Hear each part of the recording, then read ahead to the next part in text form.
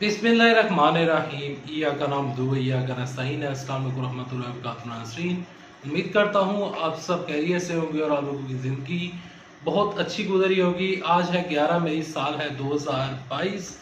London से बड़ी खबर, बड़ा धमाका, कप्तान के हाथ में बड़ी ताकत, जरदारी को जोर का झटका, डॉलर बेकाबू, अचानक डॉलर की कीमत में कितना बड़ा इजाफा हुआ और अगला गवर्नर पंजाब कौन होगा।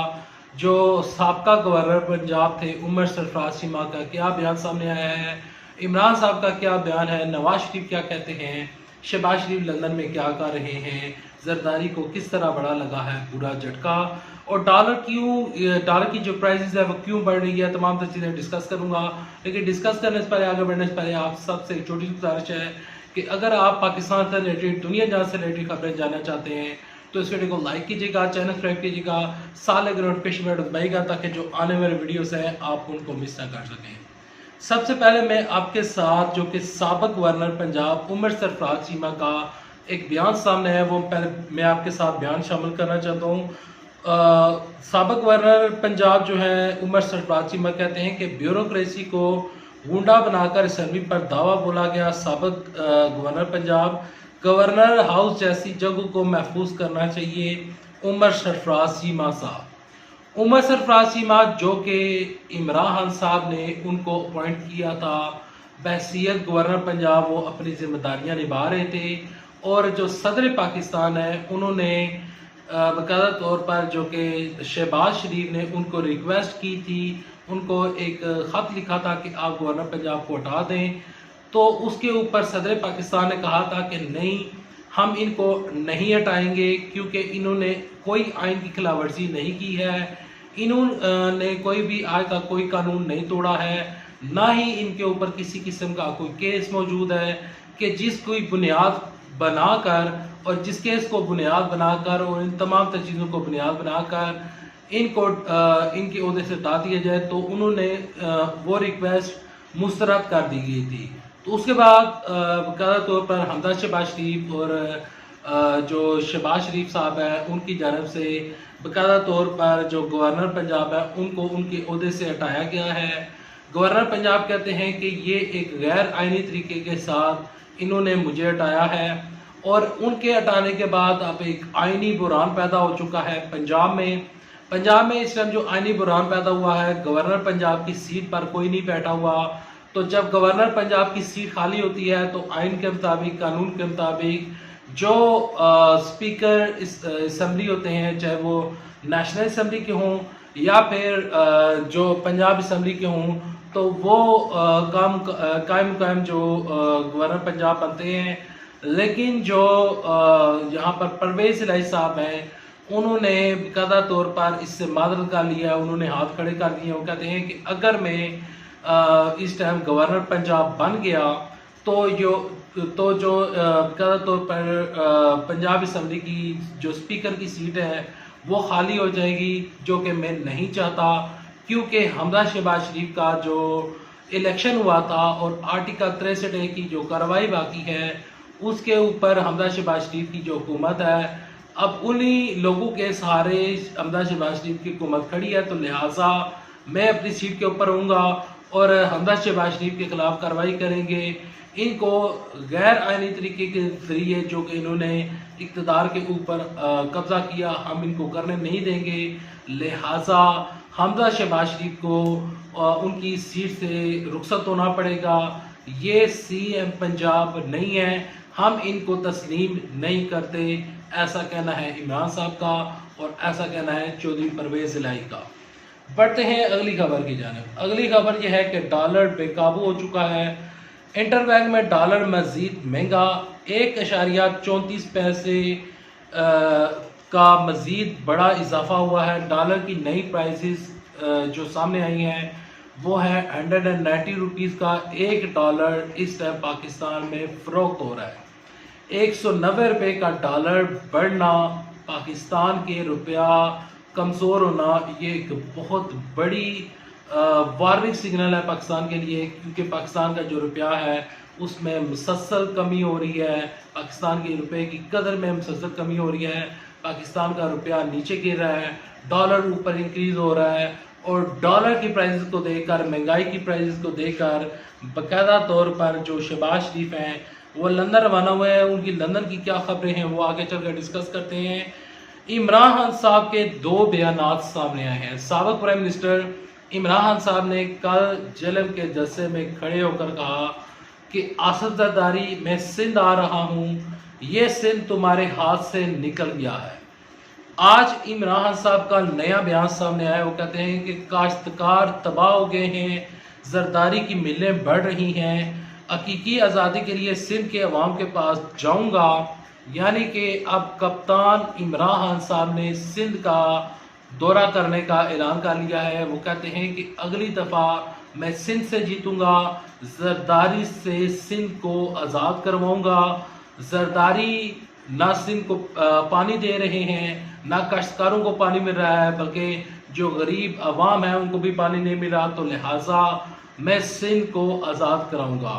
इमरान साहब कहते हैं कि मेरे पास अवाम की बड़ी ताकत मेरे साथ मौजूद है, और जो इस टाइम सिंध से लोग निकल रहे हैं, बल्कि पूरे पाकिस्तान से जो लोग निकल रहे हैं, और जो जोश जज्बा मैं देख रहा हूँ उसके मुताबिक मैं ये कहने के ऊपर मजबूर हूँ, और मैं ये कह सकता हूँ और मैं इस चीज़ का दावा कर सकता हूँ कि अगली बारी इंशाल्लाह हम बड़े मार्जिन के साथ इलेक्शन जीतेंगे, और 2 तिहाई इलेक्शन जीत कर फिर मैं आऊँगा। और फिर जरदारी की खैर नहीं है, जरदारी से सिंध को आज़ाद कराना है, बिलावल भुट्टो जरदारी से सिंध को आज़ाद करवाना है, और बाकायदा तौर पर सिंध को आज़ाद करवाना अब मेरा मिशन है, क्योंकि जरदारी ने पाकिस्तान का पैसा लूटा। हमारी पूरी कोशिश है कि जरदारी से पैसा, लूटी हुई दौलत वापस लाई जाए। तो इमरान साहब कहते हैं कि हम सिंध को फतह करेंगे। अब सिंध को वो फतह कर पाते हैं या नहीं, सिंध के अवाम को उनके साथ देगी या नहीं, ये अब आने वाला टाइम डिसाइड करेगा। अगली खबर की जानिब बढ़ते हैं कि ओवरसीज पाकिस्तानी को वोट के हक से रोका गया तो सुप्रीम कोर्ट जाऊंगा। सारी दुनिया में ओवरसीज हुकूमत के इस फैसले के खिलाफ एहतजाज करेंगे।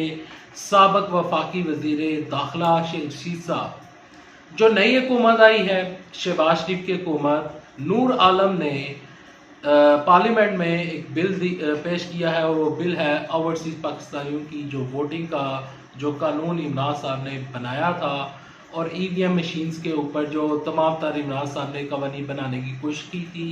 और इमरान साहब ओवरसीज पाकिस्तानी को उनके वोट का तौर पर हक दिलवाना चाहते थे। लेकिन जो नई हुकूमत आई है, नूर आलम ने बाकायदा तौर पर बिल पेश किया है, और ये बिल जो है वहाँ पर वजीर कानून साहब भी मौजूद थे, उन्होंने इस बिल की मुखालफत नहीं की है।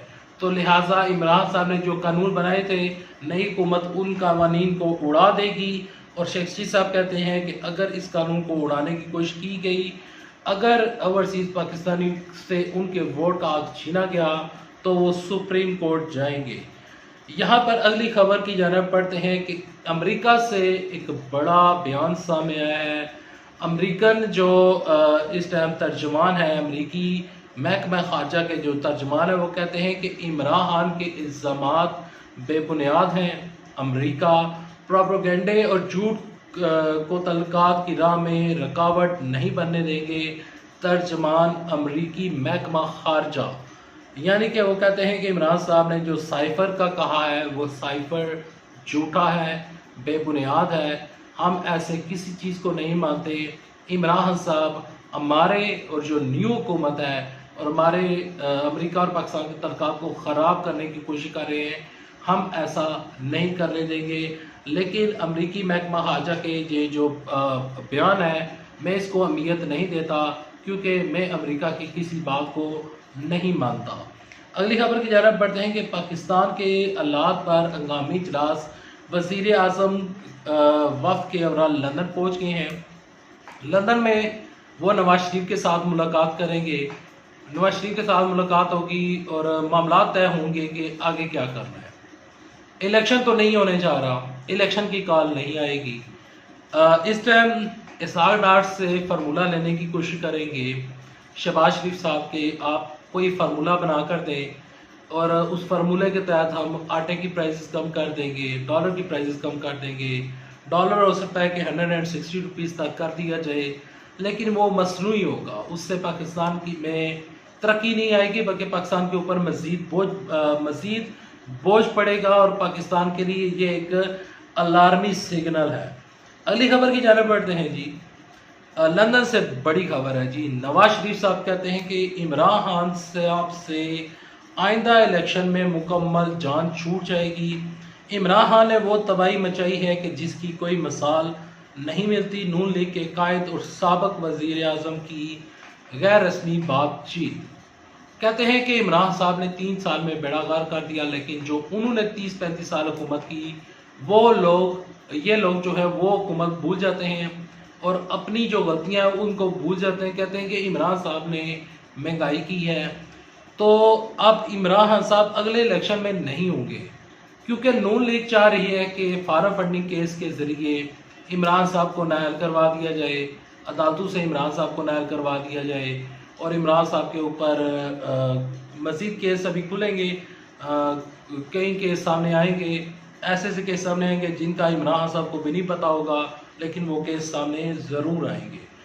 यहाँ पर जो इस टाइम वज़ीर ख़ारजा बिलावल भुट्टो ज़रदारी साहब कहते हैं कि दौरा अमेरिका तय नहीं हुआ, तलकात बेहतर होंगे। इमरान खान के खिलाफ जमहूरी साजिश हुई। बिलावल भुट्टो ज़रदारी की ये साजिश हमने साजिश की है, ये कोई अमेरिकन साजिश नहीं है। इसके अलावा इमरान खान साहब कहते हैं शहबाज शरीफ मीर जाफ़र 20 के बाद कॉल दूंगा। एक ही मुतालबा है कि जल्द से जल्द इलेक्शन करवाओ। कोरोना सूरत-ए-हाल का जायज़ा ले रहे हैं, तशवीश की कोई बात नहीं है। वफाकी वज़ीर सेहत, यहाँ पर उनका बयान सामने आया है। अगला अगला गवर्नर पंजाब कौन होगा, वो भी मैं आपके साथ इस वीडियो में डिस्कस करना चाहूँगा। देखें कि बाकायदा तौर पर एक नाम सर्कुलेट हो रहा था और वो नाम था मरियम नवाज शरीफ साहब का, कि अगला गवर्नर पंजाब जो है या अगली गवर्नर पंजाब जो है वो मरियम नवाज शरीफ साहब को बना देते हैं। लेकिन जब मरियम नवाज शरीफ से इस चीज़ के ऊपर उनसे पूछा गया तो उन्होंने माजरत कर ली। वो कहती हैं कि मैं गवर्नर पंजाब नहीं बनना चाहती, बल्कि मैं पाकिस्तान की प्राइम मिनिस्टर बनना चाहती हूँ, तो लिहाजा मैं गवर्नर पंजाब का ओहदा नहीं संभालूंगी। अब गवर्नर पंजाब कौन होगा, जब तक इस टाइम जो स्पीकर सूबाई असम्बली हैं यानी कि परवेज़ इलाही साहब वो डिसाइड नहीं करते कि वो कब तक उमर सरफराज चीमा की सीट के ऊपर आते हैं और कब तक नहीं आते हैं, तो उससे पहले कहना कब्र वक्त होगा। देखें, जो भी गवर्नर पंजाब होगा वो नून लीग से होगा, क्योंकि पीपल्स पार्टी ने हाथ खड़े कर दिए हैं। पीपल्स पार्टी जो है वो बहुत बड़ी सियासत खेल रही है। इस तमाम तर ये जो जिस तरह इमरान साहब कहते हैं कि ये रजीम चेंज ऑपरेशन हुआ है, तो इमरान खान साहब की अगर बातों को देखा जाए और जो मौजूदा हालात देखे जाए तो उसमें सबसे ज़्यादा नुकसान मुस्लिम लीग नून का हो रहा है। असद ज़रदारी जो हैं वो बड़े मज़े के साथ गेम को एंजॉय कर रहे हैं। कल सबसे ज़्यादा नुकसान जो इलेक्शन होंगे उसमें नून लीग को होगा। पीपल्स पार्टी जो है उनको पता है कि वो पंजाब में नहीं है, पंजाब में उनकी कोई इतनी बड़ी सीटें नहीं हैं, पंजाब में वो इलेक्शन लड़ेंगे भी तो क्या होगा, वो पहले ही हार जाएंगे, क्योंकि उनके पास पंजाब से उनके पास कैंडिडेट भी पूरे नहीं हो रहे। तो इसी वजह से नवाज शरीफ ने फैसला किया है कि अगली दफ़ा नवाज शरीफ और शहबाज शरीफ ने मिलकर फैसला किया है कि अगली दफ़ा सीट एडजस्टमेंट के ऊपर बातचीत भी होगी और अगला इलेक्शन हम मिलकर लड़ेंगे। आज की अगर ये खबरें पसंद आई हैं तो इस वीडियो को लाइक कीजिएगा, चैनल सब्सक्राइब कीजिएगा। मज़ीद खबरें आने तक के लिए मुद्दे दें इजाज़त, नेक्स्ट वीडियो तक के लिए दे इजाज़त। अल्लाह हाफिज़। पाकिस्तान जिंदाबाद, अफवाज पाकिस्तान जिंदाबाद।